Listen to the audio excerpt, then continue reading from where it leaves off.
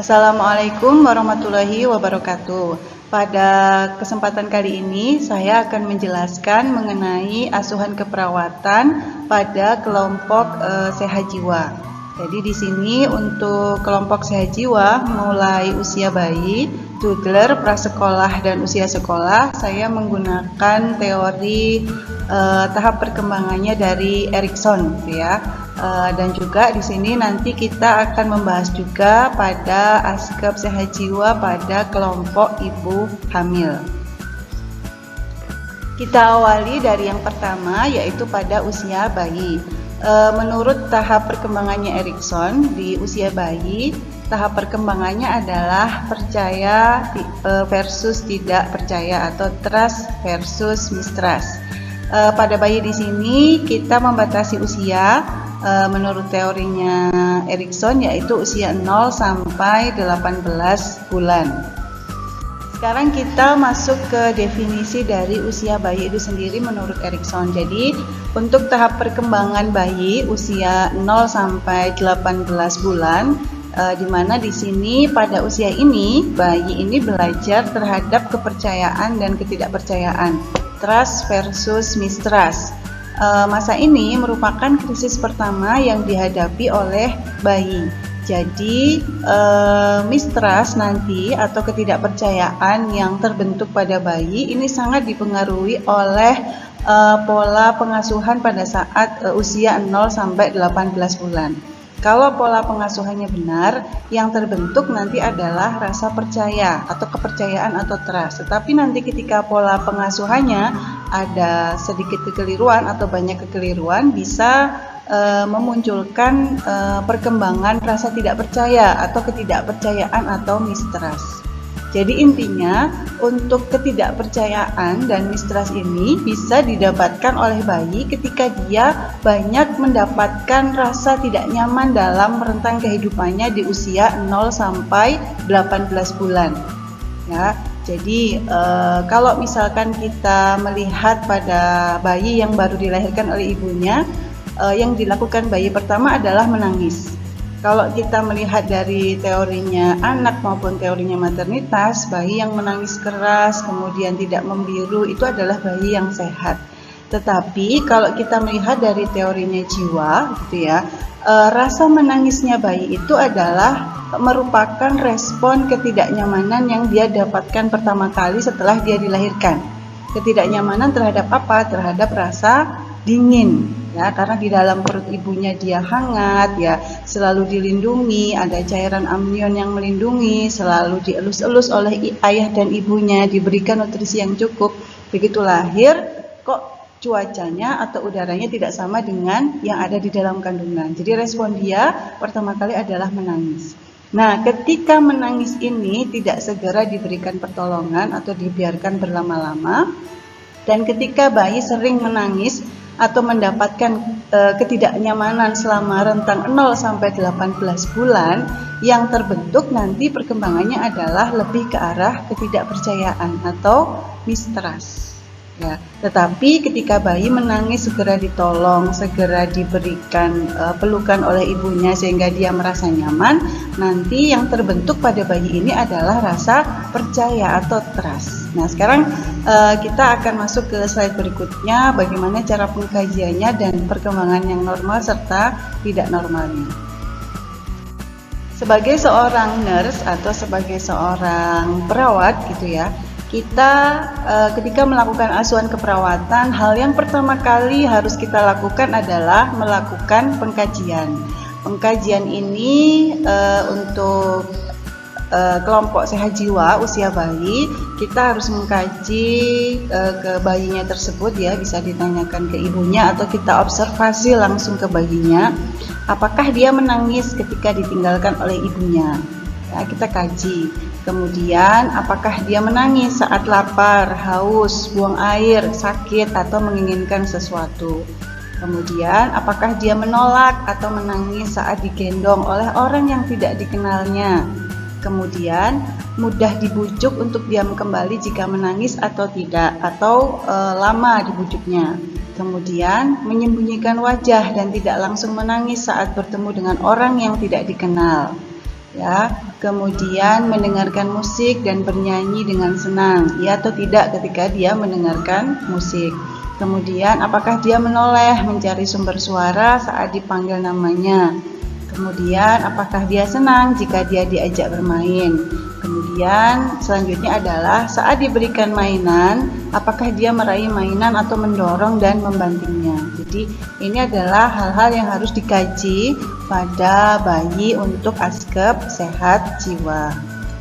Dari hasil pengkajian tadi, kita bisa mengkategorikan apakah perkembangan bayi yang kita kaji tadi, yang kita kaji hasil dari observasi maupun menanyakan kepada orang tuanya, apakah perkembangan bayi ini cenderung ke arah yang normal atau mengalami penyimpangan, baik itu penyimpangannya sedikit atau banyak. Kalau bayi ini perkembangannya normal, yang ditunjukkan adalah dia menangis ketika ditinggalkan oleh ibunya. Ya, karena ibunya adalah orang yang terdekat dengan bayi. Jadi ibu di sini kalau misalnya bayi tidak memiliki ibu, ya intinya orang yang mengasuhnya, gitu ya, bisa nenek atau misalkan menggunakan ibu pengasuh. Kemudian dia menangis saat basah, lapar, haus, dingin, panas, ataupun merasa sakit atau merasa tidak nyaman. Kemudian dia menolak atau menangis saat digendong oleh orang yang tidak dikenalnya. Kemudian segera terdiam saat digendong, dipeluk atau dibuai. Kemudian saat menangis mudah dibujuk untuk diam kembali. Ini adalah perkembangan yang normal. Jadi ketika bayi ini menangis, ini hal yang wajar, gitu ya. Hal yang memang akan dilakukan oleh bayi karena dia belum bisa berbicara. Jadi respon dia untuk menunjukkan ke orang lain bahwa dia sedang ada kesulitan adalah dengan menangis. Tetapi ketika menangis, bayi ini kalau perkembangannya normal, dia mudah untuk dibujuk kembali diam dan ditenangkan. Kemudian yang keenam, ketika perkembangannya normal adalah dia menyembunyikan wajah dan tidak langsung menangis saat bertemu dengan orang yang tidak dikenalnya. Jadi itu ya yang keenam. Kemudian yang ketujuh adalah ketika dia mendengarkan musik atau bernyanyi, dia merasa senang dan terlihat senang. Ya. Jadi ini perkembangan normal pada bayi. Kemudian untuk perkembangan normal yang berikutnya adalah dia menoleh mencari sumber suara saat namanya dipanggil, ya. Jadi misalkan dia punya nama Hana gitu ya, Hana. Ketika dipanggil namanya oleh orang tuanya maupun dipanggil oleh ayahnya, dia akan menoleh ke sumber suara. Tentunya kalau bayi ini tidak mengalami gangguan pada pendengaran. Kemudian saat diajak bermain, dia memperlihatkan wajah senang, ya, diajak ciluba atau diajak bermain yang lainnya. Kemudian saat diberikan mainan, dia berusaha untuk meraih, ya, mendorong atau membantingnya. Jadi intinya berusaha untuk memainkan mainan tersebut, gitu ya. Kenapa kok membanting dan sebagainya? Ya mungkin karena dia masih usia bayi sehingga dia belum tahu bagaimana cara memainkan, dan orang tualah yang nanti akan mengajarkan bagaimana cara bermainnya. Selanjutnya di sini adalah ciri penyimpangan perkembangan ketika kita mengkaji pasien bayi begitu ya, atau klien bayi. Di sini karena sehat ya, kita sebut saja sebagai klien gitu ya. Kemudian hasilnya mengalami penyimpangan. Nah, bentuk penyimpangannya ini seperti apa? Yang pertama, dia sangat sulit berpisah dari ibunya. Ya, sangat sulit berpisah dari ibunya. Jadi ketika berpisah dengan ibunya, menangis keras-kerasnya, tidak mau sama sekali dengan orang lain, sulit untuk ditenangkan kembali. Nah, itu adalah ciri dari penyimpangannya. Ya, kemudian hanya mau berinteraksi dengan ayah atau dengan ibu atau dengan pengasuhnya saja. Jadi hanya mau dengan orang-orang terdekat, tidak mau dengan orang lain.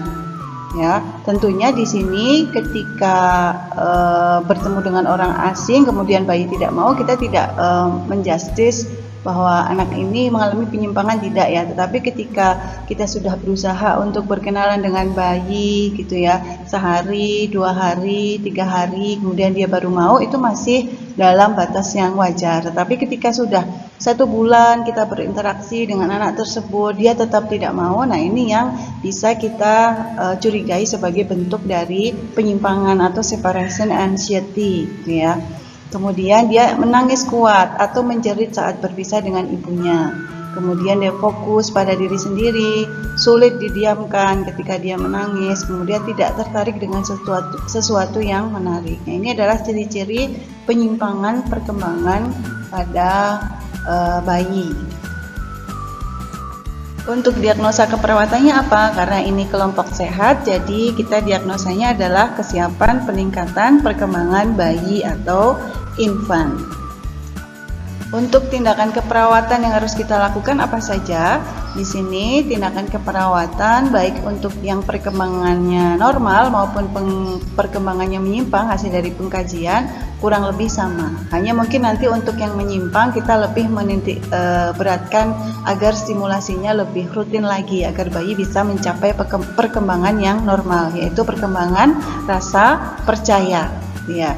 Di sini untuk media tindakan keperawatan kita bisa menggunakan leaflet atau booklet. Leaflet atau booklet ini nanti berisi definisi dari bayi itu apa, kemudian perkembangan dari yang normal itu apa, perkembangan menyimpang itu apa, kemudian bagaimana cara-cara menstimulasi agar bayi tersebut bisa mencapai perkembangan yang normal. Nah, di sini yang pertama kali harus kita lakukan adalah informasikan pada keluarga mengenai cara yang dapat dilakukan untuk memfasilitasi rasa percaya diri bayi. Ingat, tahapan perkembangan normal yang harus dicapai pada bayi ini adalah rasa percaya, itu ya, atau trust. Ya, rasa trust atau rasa percaya ini diperoleh ketika bayi senantiasa mendapatkan rasa nyaman dari orang-orang sekitar dan lingkungan sekitar. Jadi biasanya ada beberapa kasus begitu ya, di bayi-bayi yang dititipkan di pengasuh atau dititipkan di penitipan yang mungkin penitipannya ini sangat banyak anak atau overload, atau pengasuhnya ini double pekerjaan yang lain ya, sambil mencuci, sambil ngepel gitu ya. Kadang proses mengasuhnya ini disambi-sambi. Nah, proses mengasuh yang disambi-sambi ini bisa menyebabkan ketidaknyamanan pada bayi gitu ya. Dia pampersnya sudah basah, tidak segera diganti, sudah menangis, tidak segera ditolong. Kalau kondisi seperti ini terjadi terus, misalkan selama 365 hari ya, 365 hari dalam 1 tahun, ini bisa menimbulkan nanti perkembangan yang arah tidak normal gitu ya. Dan ini harus disampaikan nanti ke penitipannya atau ke pengasuhnya agar benar-benar bisa mengasuh bayi ini dengan baik, atau mencari tempat penitipan yang memang tidak overload dan mencari pengasuh yang memang dia tidak double pekerjaan, jadi bisa memfokuskan pengasuhan pada anak tersebut agar bayi selalu mendapatkan rasa nyaman sehingga terbentuk perkembangan yang normal, yaitu rasa percaya atau trust. Di sini informasikan pada keluarga jika keluarga ini yang memang mengasuh bayinya, dan juga nanti keluarga diminta untuk menyampaikan ke pengasuhnya kalau memang keluarga ini meminta bantuan orang lain untuk mengasuh bayi, yaitu segera menggendong, memeluk dan membuai bayi saat bayi menangis. Jadi jangan dibiarkan berlama-lama. Ya, ketika bayi menangis ini berarti ada suatu masalah di bayinya itu, entah lapar, entah dia perutnya sakit, entah gatal gitu ya. Semuanya sama, menangis gitu ya.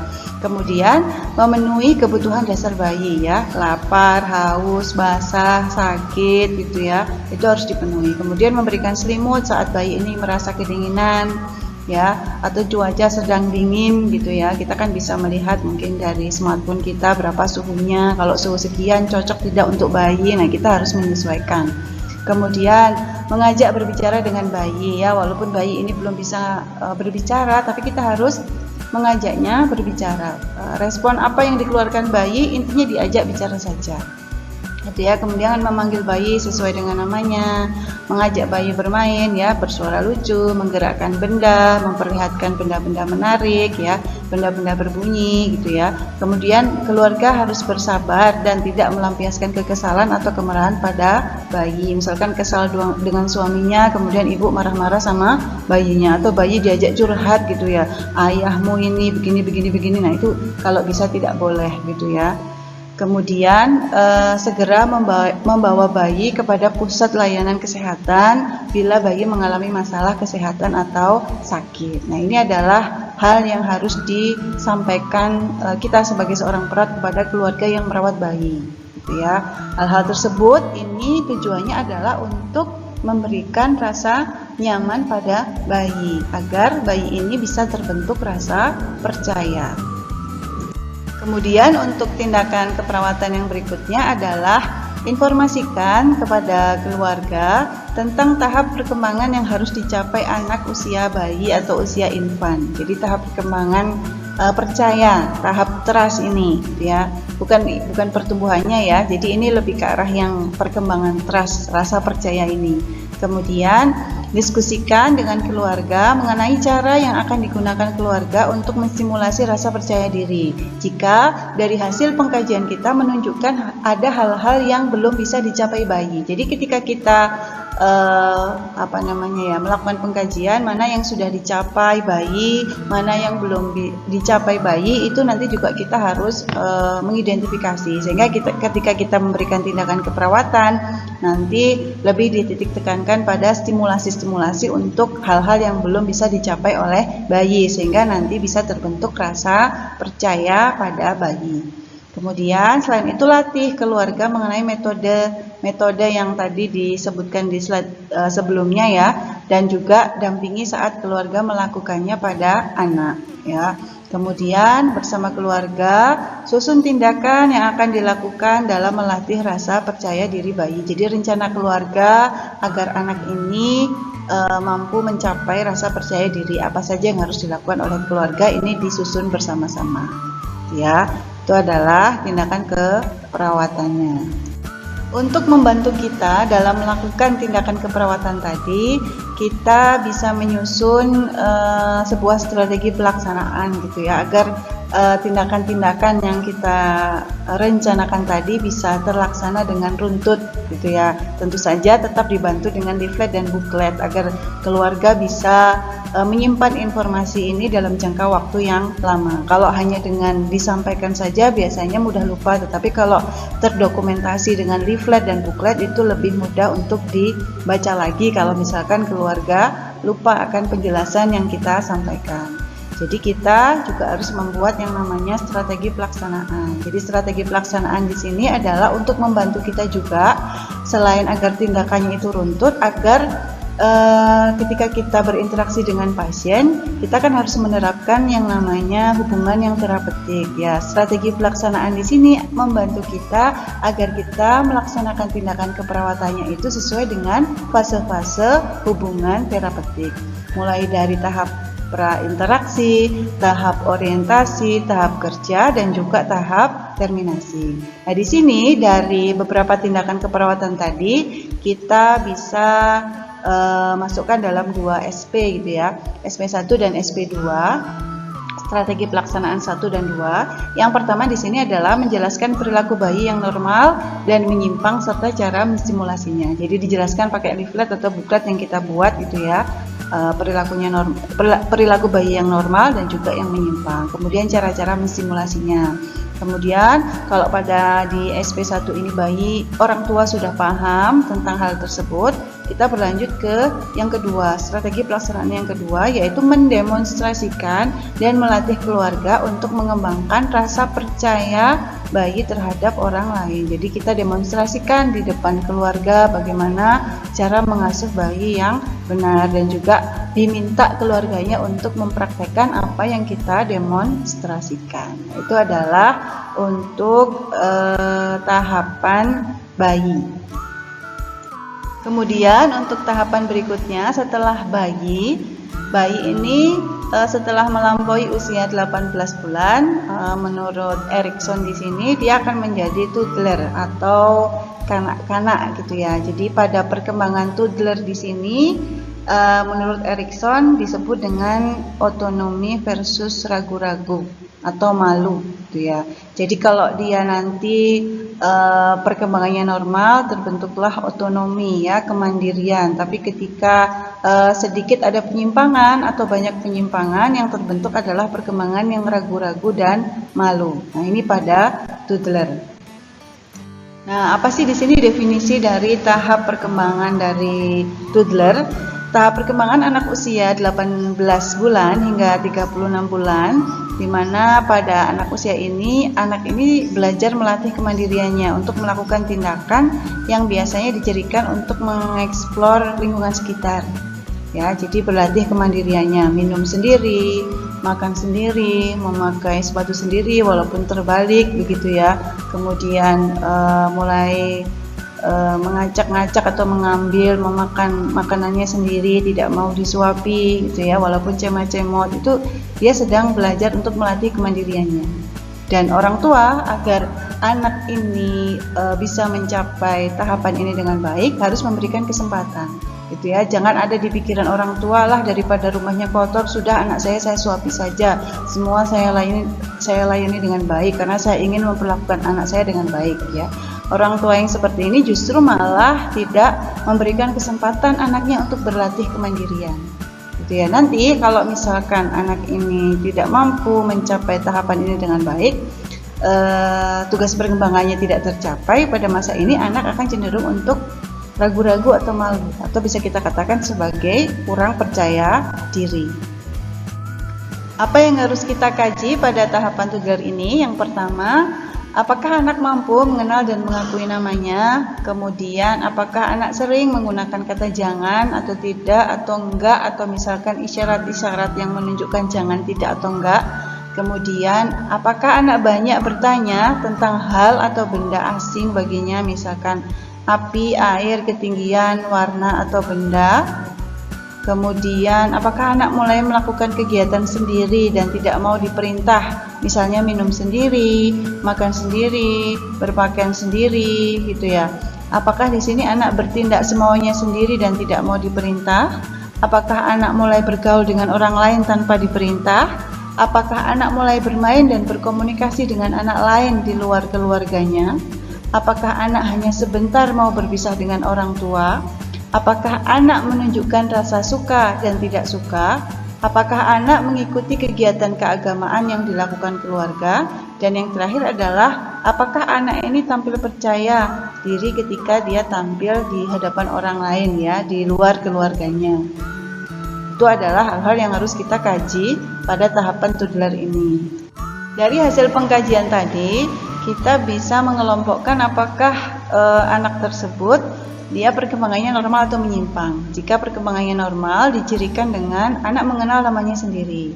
Anak bertanya segala hal yang baru atau asing menurutnya, atau misalkan ingin mencari sesuatu gitu ya, penasaran dengan sesuatu gitu ya. Kemudian anak melakukan kegiatannya sendiri dan tidak mau dibantu. Kemudian anak sering mengatakan tidak atau jangan, atau dia sudah bisa mengatakan tidak kalau memang dia tidak mau.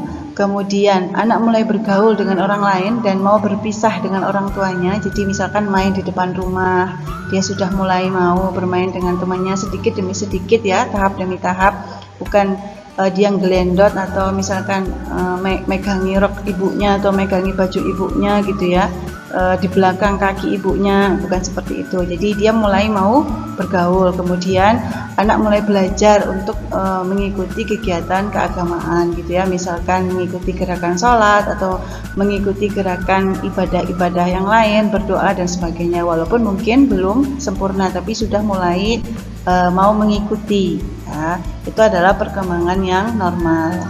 Kemudian untuk penyimpangan perkembangannya apa?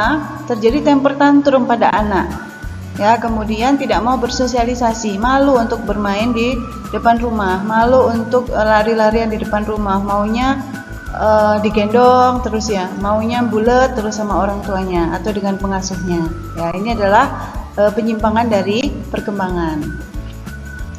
Selanjutnya, diagnosis keperawatan yang bisa kita angkat pada tahapan usia toddler di sini adalah kesiapan peningkatan perkembangan anak usia toddler. Nah, tindakan keperawatan apa saja yang akan kita lakukan pada tahap usia perkembangan toddler di sini? Jangan lupa tetap menggunakan leaflet atau booklet ya ketika kita memberikan tindakan keperawatan ya, agar orang tua atau pengasuh dari anak tersebut bisa membaca sewaktu-waktu apa yang harus dilakukan jika lupa. Kemudian yang pertama tindakannya di sini adalah mengkaji pemahaman keluarga tentang tahap perkembangan anak usia toddler. Jadi dikaji dulu pemahaman keluarga itu bagaimana ya, meliputi apa yang harus dicapai dan apa yang menyimpang. cara-cara mensimulasi, kemudian apa yang harus dilakukan jika ada tanda-tanda perkembangan anak yang menyimpang, kemudian tindak lanjut cara merawat, stimulasi, dan cara mencegah terjadinya perkembangan anak yang menyimpang. Ini dikaji dulu, orang tuanya paham atau tidak ya. Tentunya kalau kita menggunakan leaflet atau booklet ini akan lebih mudah. Jadi kita menggunakan leaflet, ibu apakah anak ibu seperti ini, jadi kita sambil menunjukkan leafletnya dan bookletnya.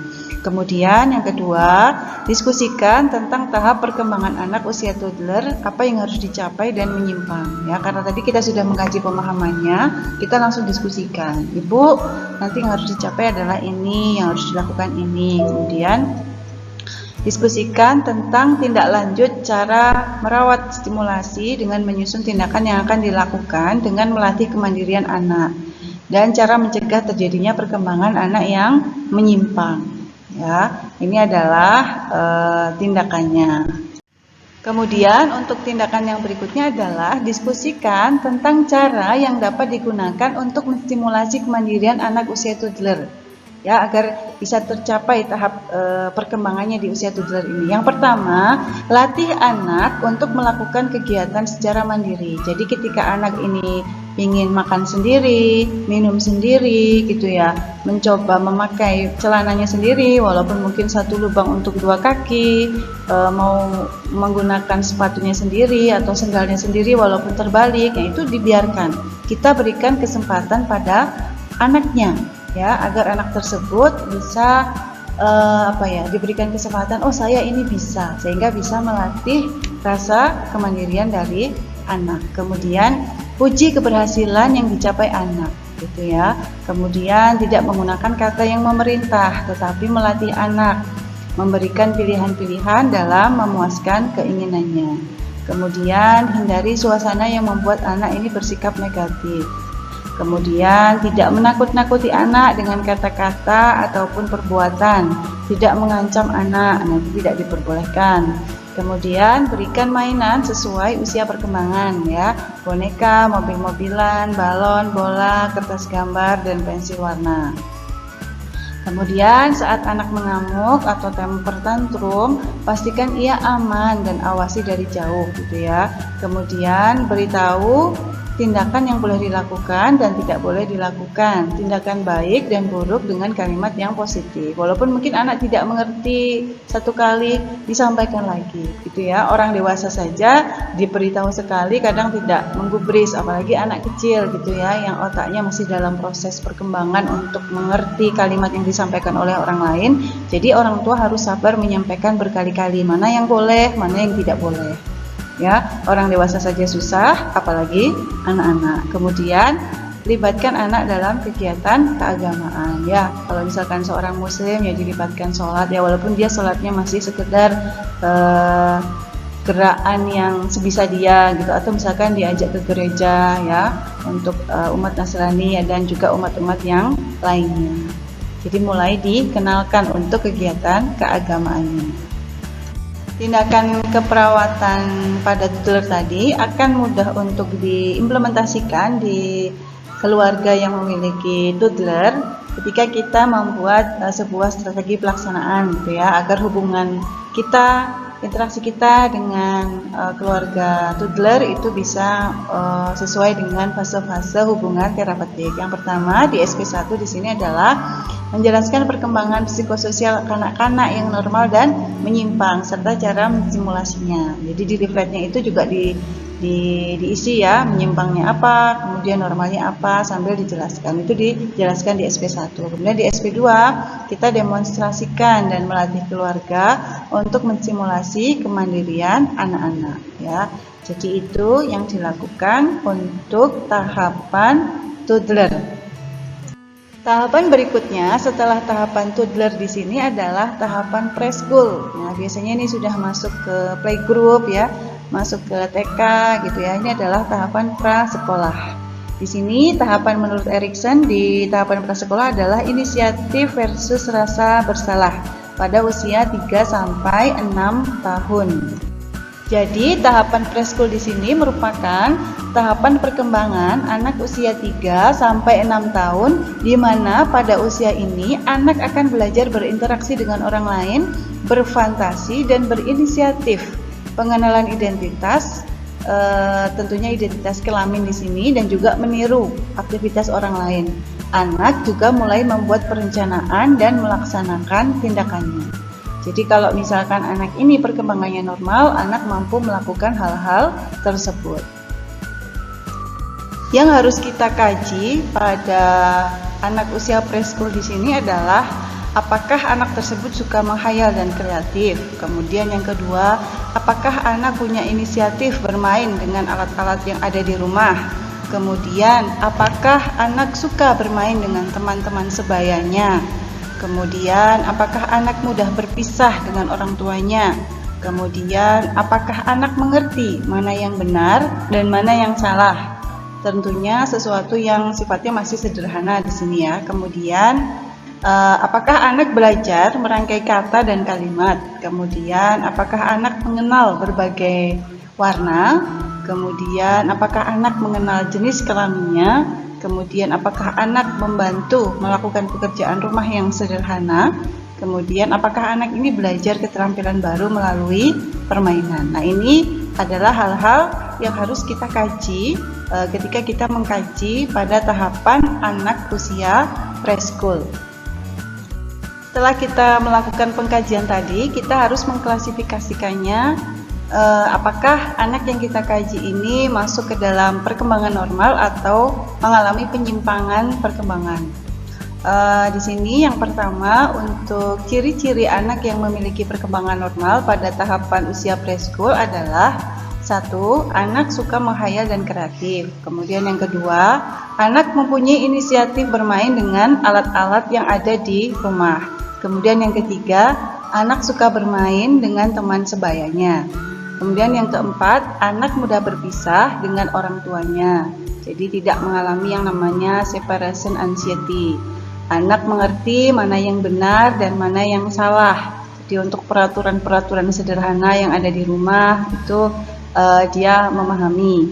Kemudian anak belajar merangkai kata dan kalimat. Kemudian anak mengenal berbagai warna, ya tentunya ini untuk anak-anak yang tidak mengalami buta warna. Kemudian anak membantu melakukan pekerjaan rumah sederhana, misalkan meletakkan sepatu pada raknya, kemudian meletakkan gelas pada meja.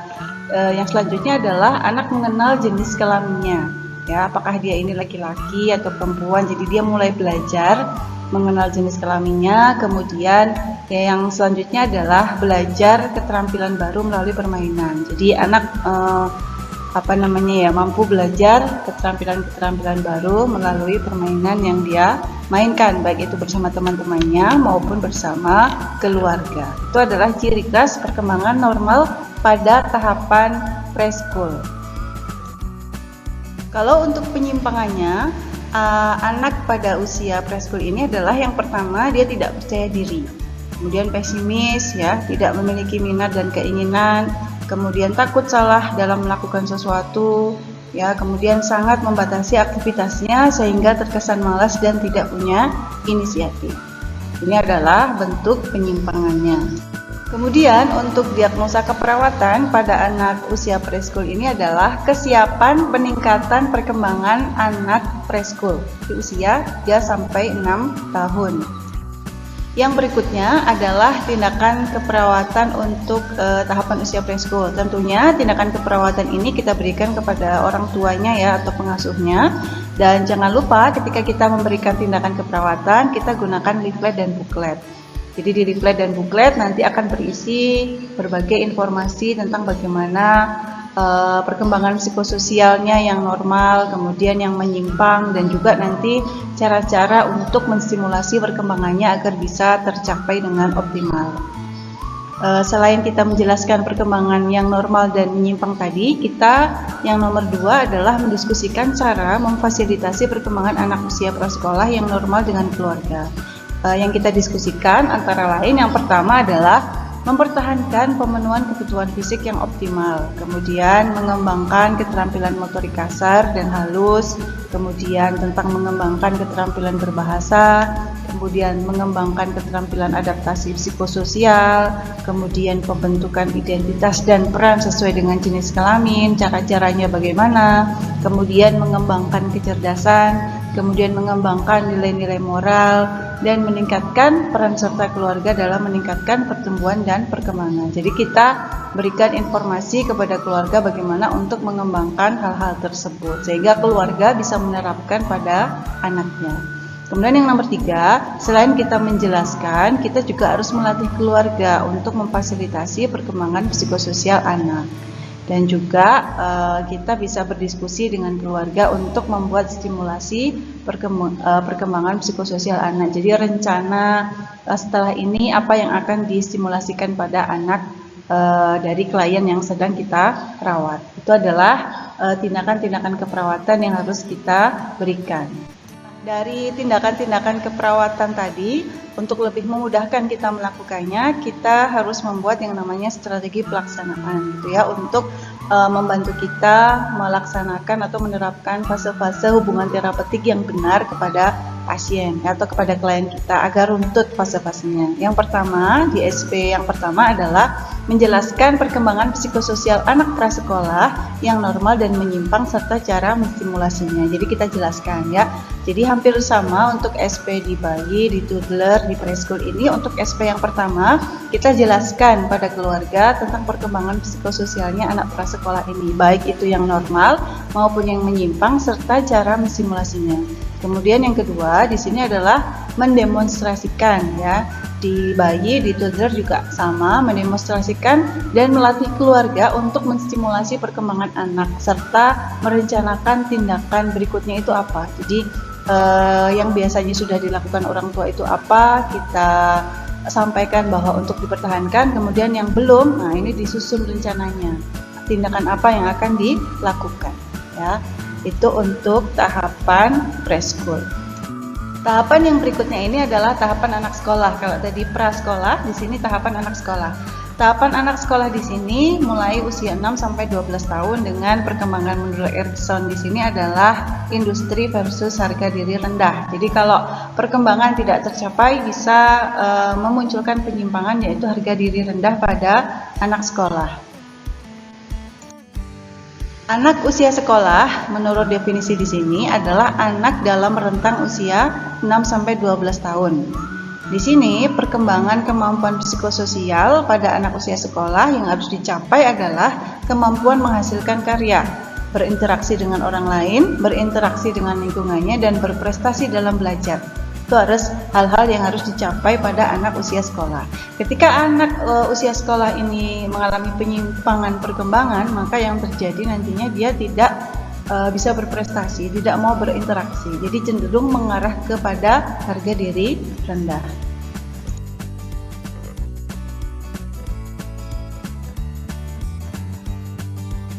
Perkembangan normal yang harus dicapai pada anak usia sekolah di sini adalah dia mampu menyelesaikan tugas, baik itu tugas yang ada di sekolah maupun tugas-tugas yang diberikan orang tua di rumah, ya. Kemudian dia mempunyai rasa bersaing, ya, ingin lebih baik gitu ya. Kemudian senang berkelompok dengan teman sebaya dan mempunyai sahabat karib gitu ya. Jadi kemana-mana mereka bermain bersama gitu ya, punya kelompok bermain sendiri gitu ya. Kemudian dia juga mampu berperan dalam kegiatan-kegiatan yang sifatnya kelompok. Untuk penyimpangan pada anak usia sekolah di sini adalah kebalikan dari perkembangan normal tadi ya. Di sini dia tidak mau mengerjakan tugas sekolah, kemudian membangkang pada orang tua untuk mengerjakan tugas, tidak ada kemauan untuk bersaing dan terkesan malas, tidak mau terlibat dalam kegiatan kelompok ya, tidak mau main dengan teman-temannya, lebih suka menyendiri. Kemudian dia memisahkan diri dari teman sepermainan dan juga teman-teman sekolah. Itu adalah bentuk-bentuk penyimpangan pada tahapan perkembangan anak usia sekolah. Untuk diagnosanya apa pada anak usia sekolah di sini? Diagnosanya adalah kesiapan peningkatan perkembangan usia sekolah. Tindakan keperawatan yang kita berikan pada orang tua adalah kita harus menjelaskan pada orang tua menggunakan leaflet dan booklet ya tentunya. Jangan lupa ini harus selalu digunakan leaflet dan bookletnya, yaitu ciri perkembangan anak usia sekolah yang normal dan menyimpang. Kemudian jelaskan juga kepada keluarga mengenai cara menstimulasi kemampuan anak untuk berkarya, berinteraksi dengan orang lain. Kemudian libatkan anak dalam kegiatan sehari-hari yang sederhana di rumah seperti membuat kue, merapikan tempat tidur, gitu ya, melakukan pekerjaan rumah ya. Kemudian puji keberhasilan anak jika dia mampu menyelesaikan tugas tersebut dengan baik. Kemudian diskusikan dengan anak mengenai harapannya dalam berinteraksi dan belajar ya. Jadi sering berdiskusi. Jadi agar anak ini ketika dia punya keinginan mampu tersampaikan dengan baik ke orang tuanya. Kemudian tidak menuntut anak untuk melakukan hal-hal yang tidak sesuai dengan kemampuannya. Jadi usahakan kita harus menerima anak ini apa adanya. Tidak boleh dibandingkan dengan kakaknya, dengan adiknya, dengan temannya, dengan sepupunya ataupun dengan yang lain. Jadi anak itu ya anak itu. Dia spesialisasinya itu ya sudah itu. Kita terima apa adanya, tapi jangan lupa kita harus selalu menstimulasi agar perkembangan pada anak usia sekolah ini bisa tercapai dengan baik. Kemudian tidak menyalahkan atau menghina anak ya. Kemudian beri contoh cara menerima orang lain apa adanya. Kemudian beri kesempatan untuk mengikuti aktivitas kelompok yang terorganisasi ya. Kemudian buatlah aturan dan disiplin atau aturan disiplin di rumah gitu ya bersama anak. Jadi aturan disiplin ini tidak ditetapkan orang tua satu arah saja, tapi kita diskusikan dulu dengan anak. Jadi kita bikin kesepakatan kalau ada kesalahan hukumannya apa gitu ya. Kalau sudah benar apa rewardnya. Nah itu harus disepakati bersama anak. Kemudian demonstrasikan dan latih cara menstimulasi kemampuan anak untuk berkarya. Jadi ini adalah tindakan-tindakan keperawatan yang diberikan pada orang tua yang memiliki anak usia sekolah. Jadi pada usia bayi sampai anak usia sekolah ini lebih banyak intervensi ini kita berikan kepada keluarga. Jadi interaksi kita dengan anak itu sebatas kita hanya mendemonstrasikan cara mengasuh, ya, melatih keluarga cara mengasuh. Jadi lebih banyak di orang tuanya. Untuk tindakan keperawatan yang berikutnya di sini adalah bersama keluarga menyusun rencana stimulasi untuk mengoptimalkan kemampuan anak berkarya. Ya, yang pertama kita harus berdiskusi kepada keluarga tentang rencana-rencana untuk pemenuhan kebutuhan fisik yang optimal. Jadi makan yang seimbang, ya, gizi yang seimbang, aktivitas yang seimbang, begitu ya. Kemudian bagaimana rencana-rencana untuk mengembangkan keterampilan motorik kasar dan halusnya. Kemudian rencana untuk mengembangkan keterampilan adaptasi psikososial, ya. Jadi rencana-rencana ke arah interaksi, kemudian berkarya. Kemudian mengembangkan kecerdasan anak, ya, rencana mengembangkan nilai-nilai moral, kemudian rencana meningkatkan peran serta keluarga dalam meningkatkan pertumbuhan dan perkembangan anak. Dari tindakan keperawatan yang sudah saya sampaikan tadi, agar lebih mudah untuk melakukannya, kita buat strategi pelaksanaan, ya, agar fase-fase hubungan terapeutik bisa kita lalui dan runut kita laksanakan. Tindakan keperawatan yang tadi sudah saya jelaskan, untuk lebih mudah melakukannya kita menggunakan strategi pelaksanaan, ya. Jadi agar interaksi kita terhadap klien itu mematuhi kaidah fase-fase hubungan terapeutik mulai dari tahapan prainteraksi sampai dengan tahapan terminasi. Untuk SP yang pertama atau strategi pelaksanaan yang pertama di sini adalah membina hubungan saling percaya dengan keluarga serta menjelaskan ciri perkembangan anak usia sekolah yang normal maupun yang menyimpang. Jadi hampir sama, ya, di anak bayi, anak toddler dan preschool tadi. Di SP1 kita selalu menjelaskan terlebih dahulu. Kemudian yang SP kedua kita baru berinteraksi dengan anak tersebut, tetapi tujuan utamanya adalah melatih keluarganya untuk mengasuh dengan baik. Di sini SP2 di sini adalah membina hubungan saling percaya dengan anak, mendemonstrasikan dan mendiskusikan cara yang akan dilakukan keluarga untuk menstimulasi perkembangan psikososial anak usia sekolah. Ya. Yang berikutnya bukan usia remaja, tapi di sini adalah ibu hamil gitu ya. Untuk usia remaja akan kita bahas di pertemuan selanjutnya. Kita masuk dulu ke ibu hamil. Nah, di sini kenapa ibu hamil juga dimasukkan dalam rentang asuhan keperawatan jiwa di kelompok sehat? Karena memang pada kelompok ini juga merupakan kelompok yang rentan gitu ya, yang rentan mengalami banyak masalah psikososial, terutama terkait dengan kehamilan yang sedang dialaminya. Di sini definisi dari kehamilan adalah suatu rangkaian yang terjadi dari mulai bertemunya sel sperma dengan sel telur yang sehat dan dilanjutkan dengan fertilisasi, nidasi, dan implantasi. Ya, itu jadi definisi dari kehamilan. Saya kira di sini saudara semua sudah sangat paham dengan definisi ini.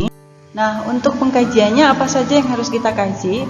Ada 3 hal yang harus kita kaji pada ibu hamil di sini, yaitu kita mengkaji respon fisik, kemudian respon kognitif, dan juga respon afektifnya. Yang pertama, kita mengkaji respon fisik pada 3 bulan yang pertama. Yang terjadi secara fisik pada ibu hamil adalah tidak menstruasi, kemudian biasanya di trimester pertama ini mereka mengalami mual dan muntah di pagi hari, kemudian cepat lelah dan mengantuk, kemudian sulit untuk buang air besar, kemudian sering buang air kecil, payudara terasa penuh, nyeri tekan, gatal pada puting dan juga areola, mulai menghitam. Kemudian tidak menyukai bau makanan tertentu atau bau-bauan gitu ya, kemudian lidah merasa pahit, produksi air liur atau air ludah meningkat, dan cepat basah pada area kewanitaan, serta berat badan cenderung menurun karena terkait dengan mual dan muntah, sehingga konsumsi makanannya berkurang sehingga terjadi defisit kalori, akhirnya berat badan cenderung menurun. Itu adalah respon fisik pada 3 bulan pertama. Itu harus kita kaji ya. Kenapa kok fisik kita kaji? Kenapa tidak hanya afektifnya saja? Ya memang yang namanya dalam mengkaji seseorang itu harus komprehensif gitu ya. Kita tidak memandang psikologisnya saja, tapi kita juga harus memandang sisi lain, yaitu terutama di fisiknya. Kemudian untuk respon fisik pada 3 bulan kedua di sini adalah ibu sudah mulai merasa nyaman ya, bersemangat dan penuh tenaga karena mungkin mual muntahnya sudah mulai berkurang. Kemudian mulai merasakan gerakan janin ya, kemudian mulai ngidam ya, nyeri di lipat paha, nyeri tekan payudara menghilang ya, kemudian garis kehitaman di perut dan kulit wajah sedikit menggelap. Kemudian kram pada kaki, sulit buang air besar, berat badan mulai mengalami kenaikan ya, kemudian perut mulai terlihat membuncit. Ini adalah respon fisik untuk trimester kedua.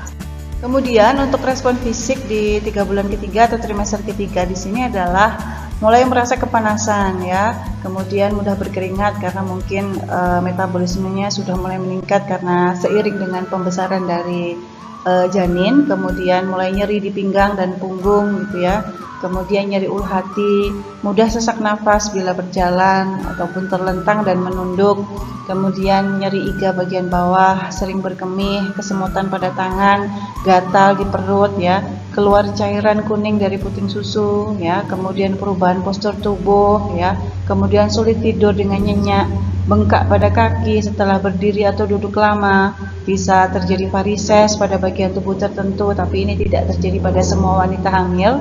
Kemudian mulai terasa kencang-kencang atau kontraksi di perut ya, ini adalah respon fisik pada 3 bulan ketiga. Kemudian untuk respon kognitifnya, di sini berusaha mencari informasi dari banyak sumber tentang kehamilan ya, kelahiran dan janin. Jadi mulai membaca-baca buku, mencari informasi dari internet ataupun dari tenaga kesehatan yang memeriksanya ya, dan juga mungkin dari pengalaman-pengalaman ibu yang lain ya. Kemudian mempersiapkan segala kebutuhan bayi, baik material maupun spiritual ya, mulai perlengkapan bayi, nambah bayi, tempat kelahiran bayi ya, semuanya dipersiapkan. Kemudian respon kognitif yang berikutnya adalah segera melakukan tes kehamilan dengan sesegera. Kalau misalkan ini di trimester awal ya, begitu tahu tidak menstruasi, segera melakukan tes kehamilan. Kemudian merasakan perasaan yang berubah-ubah dari waktu ke waktu. Kemudian berhati-hati dalam berpikir, perkataan, dan perbuatan. Kemudian berusaha menenangkan diri bila ada mengalami perubahan perasaan. Menjaga hubungan baik dengan ibu lain untuk mendapatkan dukungan. Nah, itu adalah respon kognitif dari seorang ibu yang hamil. Nah, untuk pengkajian afektifnya bagaimana? Kalau kita tadi sudah belajar mengenai respon fisik dan respon kognitif, di sini respon afektif di 3 bulan pertama yang dialami oleh ibu hamil adalah muncul perasaan campur aduk antara bahagia dan sedih gitu ya. Kemudian sulit menerima kehamilan kalau memang kehamilan ini tidak direncanakan ya. Kemudian merasa harap-harap cemas ya, kemudian takut keguguran, memikirkan perubahan tubuh janin, menolak hubungan suami istri, sangat berhati-hati dalam melakukan aktivitas. Ini adalah respon afektifnya. Kemudian untuk respon afektif di 3 bulan kedua atau trimester kedua di sini adalah meningkatnya rasa tergantung pada suami, keluarga, dan lingkungan gitu ya. Menerima kehamilan dengan bertahap ya, kemudian mulai introspeksi diri ya, hati-hati dalam berkata, berbuat, dan berpikir. Sering mimpi tentang bayinya. Kemudian merasa nyaman dalam melakukan kegiatan karena sudah tidak mulai tidak muntah-muntah lagi gitu ya kalau di trimester kedua. Kemudian merasa bangga dengan kehamilan. Jadi kehamilan yang paling menyenangkan itu biasanya di kehamilan di trimester kedua gitu ya. Kehamilan yang paling enak yang dialami oleh seorang ibu adalah trimester kedua. Trimester pertama mual muntah. Trimester ketiga sudah berat gitu ya, karena sudah mulai membesar janinnya. Jadi yang paling nyaman itu memang di 3 bulan yang kedua. Kemudian merasa senang mendapatkan perhatian dari orang lain, karena biasanya ketika ibu hamil itu, ketika seorang ibu hamil, orang-orang sekitar lebih mempedulikan gitu ya. Suami lebih sayang ya, orang tua lebih sayang, orang-orang sekitar lebih sayang terhadap ibu hamil ini. Jadi mendapatkan hal-hal yang spesial dari orang-orang sekitarnya. Kemudian mulai melakukan persiapan kebutuhan janin, kemudian merasa senang bila melakukan sesuatu untuk janin ya. Kemudian merasa ada ikatan dengan janin, menceritakan kehamilan ini kepada orang lain karena bahagia gitu ya. Mulai memperhatikan penampilan ya. Ini adalah respon afektif pada 3 bulan kedua. Kita sebagai seorang perawat harus bisa peka respon fisiknya, respon kognitifnya, dan juga respon afektifnya. Untuk respon afektif di 3 bulan ketiga atau trimester 3 di sini adalah merasa antusias menyambut kehadiran calon bayi, sulit berkonsentrasi pada kegiatan tertentu, kemudian terkadang merasa malu terhadap bentuk tubuh gitu ya, merasa gemuk ya, tidak cantik lagi, ada perubahan di bentuk tubuh, kemudian berkurangnya keinginan melakukan hubungan suami istri karena mungkin takut ya, kemudian takut membayangkan kelahiran ya, nyeri atau sulit atau meninggal atau cacat atau harus operasi, itu mulai muncul gitu ya, rasa takut, rasa cemas. Kemudian ketergantungan dengan orang lain semakin meningkat lagi, dan juga memikirkan dan memutuskan tempat alternatif untuk melahirkan. Jadi sudah mulai mencari di mana nanti saya akan melahirkan, apakah di dokter, di bidan, atau di puskesmas, atau di rumah sakit bersalin, atau di rumah sakit umum. Itu mulai mencari alternatif.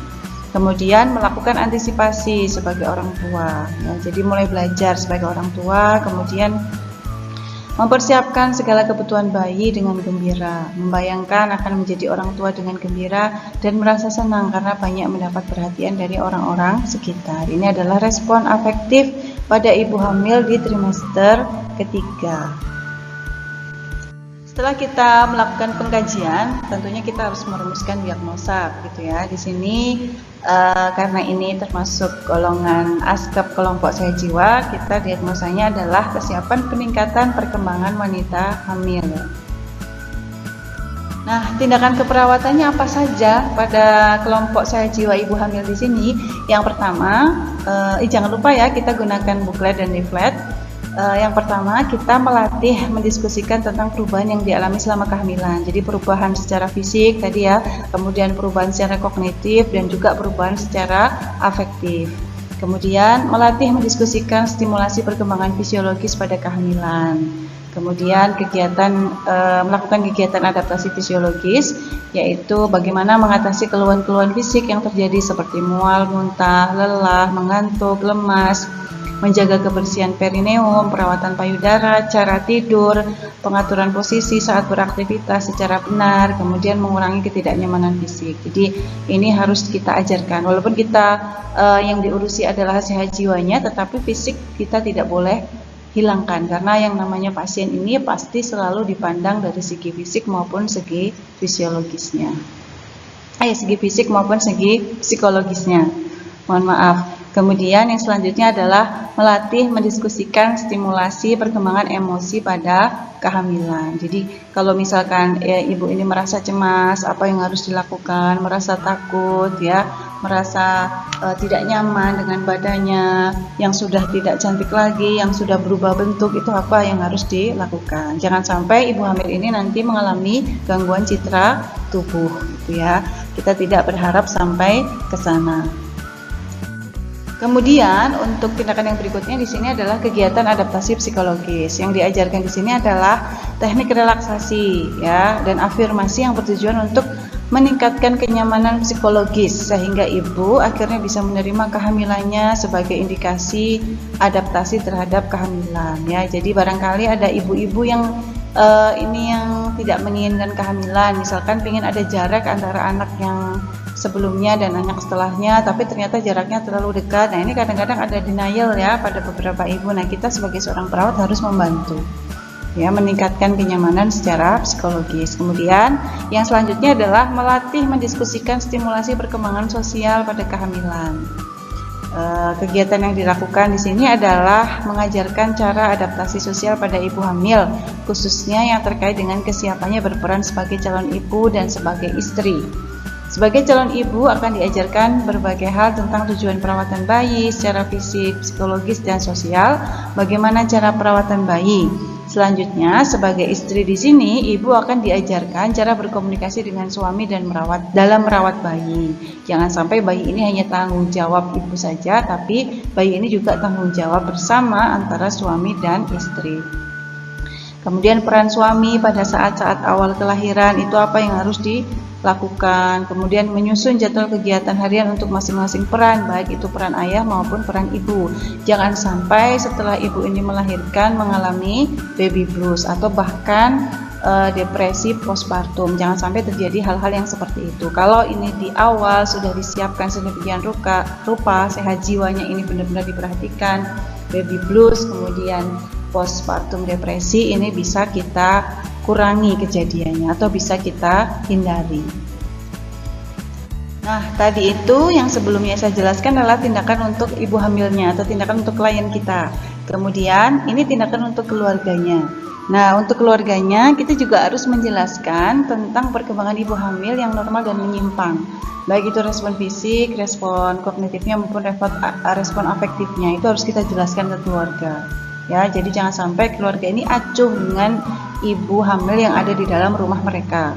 Kemudian mendiskusikan dengan keluarga mengenai cara memfasilitasi perkembangan psikososial ibu hamil.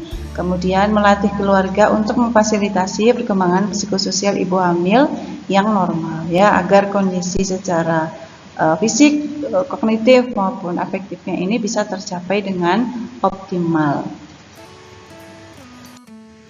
Sekian dulu untuk penjelasan saya mengenai asuhan keperawatan pada kelompok sehat jiwa, pada kelompok bayi, kelompok toddler, kelompok preschool, dan anak sekolah, serta satu lagi pada ibu hamil.